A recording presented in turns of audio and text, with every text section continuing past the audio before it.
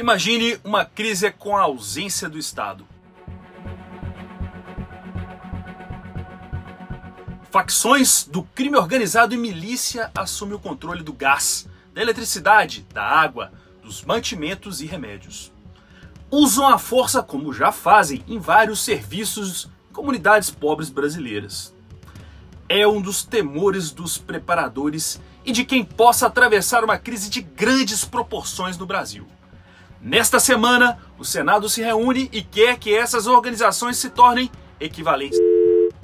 Será que isso pode conter essas ameaças à liberdade e melhor suficiência?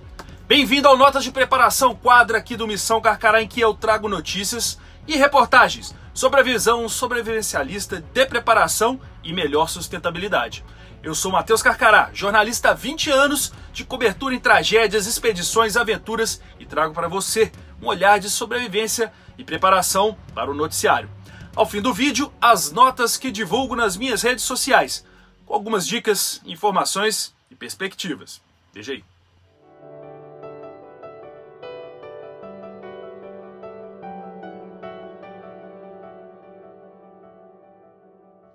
O projeto que iguala o crime organizado é o PL 3.283 de 2021 e que está sendo apreciado na Comissão de Segurança Pública do Senado, em reunião que começa nesta terça-feira.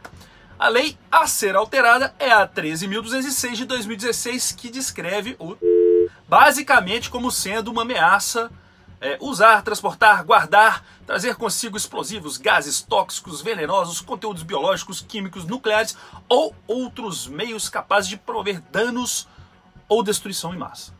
Por razões, aí são várias, né? Pode ser de xenofobia, discriminação, preconceito, de raça, cor, etnia, religião, quando cometidos com a finalidade de provocar social ou generalizado, expondo a perigo pessoa, patrimônio, a paz pública ou a incolumidade pública. E a pena é reclusão de 12 a 30 anos, a mais elevada do Brasil, além das sanções correspondentes às ameaças ou à violência. Já esse projeto quer equiparar as ações relacionadas com grupo criminoso e organizado que obstacularizar ou limitar a livre circulação de pessoas, bens e serviços, que estabeleça mediante violência ou grave ameaça monopólios em determinada região ou zona territorial, urbana ou rural. Constranjam mediante violência ou grave ameaça alguém ao pagamento ou vantagem como condição para o exercício livre da sua atividade econômica. Ou exerçam mediante violência ou grave ameaça também outro tipo de controle social, podendo um poder paralelo determinar a zona ou regional, rural ou outra para as liberdades individuais poderem ser usadas. E a pena vai ser aumentada em dobro caso esse agente exerça a função de liderança dessa organização. E quais são os argumentos de quem quer equiparar essas duas coisas? Bom, a defesa de quem aposta nessa legislação é que é uma medida estratégica importante a ser considerada pelo legislador, reduzindo a impunidade dos líderes de facções e organizações criminosas. Já do ponto de vista criminológico, defende essas pessoas, o exercício do poder paralelo sobre parcelas importantes da população de grandes cidades brasileiras, valendo-se os narcotraficantes de milicianos como método de subjugação e de cerceamento de liberdades individuais. Além de mais, no que toca a pena, a técnica legislativa, há um encadeamento de pequenas modificações nos tipos penais já existentes e que isso poderia auxiliar no controle dessa atividade que hoje é um problema muito maior do que o que foi feito essa lei e que poderá assim dar mais liberdade para as pessoas que vivem nesses lugares onde o Estado simplesmente não chega ou tem grande dificuldade de chegar e que numa escalada onde o Estado se ausente, aqui existe um know-how, aqui existe uma expertise que pode dominar e abranger áreas maiores, pois já sabe como cobrar pelos serviços, impor aquilo que prega, impor os seus preços, o seu mercado com a força.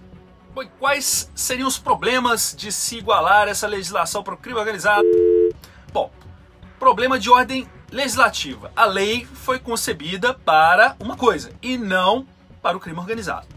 Nunca é bom ficar incluindo, né, em vez de fazer uma coisa específica para um problema que você tem como o crime organizado, que é muito mais urgente no Brasil do que o terror. Isso também cria várias lacunas E misturar as coisas pode acabar gerando ali entendimentos constitucionais problemáticos. Por exemplo, vamos supor, o chefão do crime é condenado com a equiparação. Ele vai ser julgado em todas as instâncias. Primeira, segunda, terceira. Supondo que leva 10 anos, mas chega no STF. E aí lá o ministro dá uma olhada e fala, não, é inconstitucional porque a atividade aí, o legislador não previa isso, isso aí foi emendado. Aí todo mundo que já foi condenado nessa legislação pode ter o processo anulado, reiniciado como crime comum, já que não, isso não tem a ver. Então, o que acontece? Alguns já vão ter prescrevido, não vão cumprir nada, enrolar esse tempo inteiro e essa legislação pode cair no esquecimento. Esse é um dos perigos. Então, há de se ter muita habilidade na hora de construir essa lei para que ela seja efetiva tanto para uma coisa quanto para outra, ou se pensar, por que não, criar uma lei própria, já está passando da hora. É uma coisa que acho que não só os sobrevivencialistas e preparadores, como todos enxergam com benefício. Depois de dias para navegar por mares cheios de tubarões e dias também nas florestas da América do Sul, cerca de 6.000 cubanos atravessaram a terrível Serra do El Darién com destino aos Estados Unidos em 2022, mais na descrição do vídeo.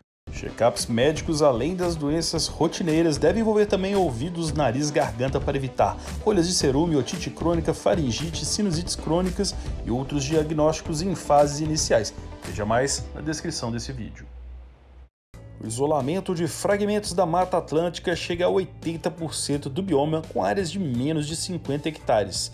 A redução da diversidade tem sido um dos sintomas biológicos principalmente observados. Veja mais na descrição.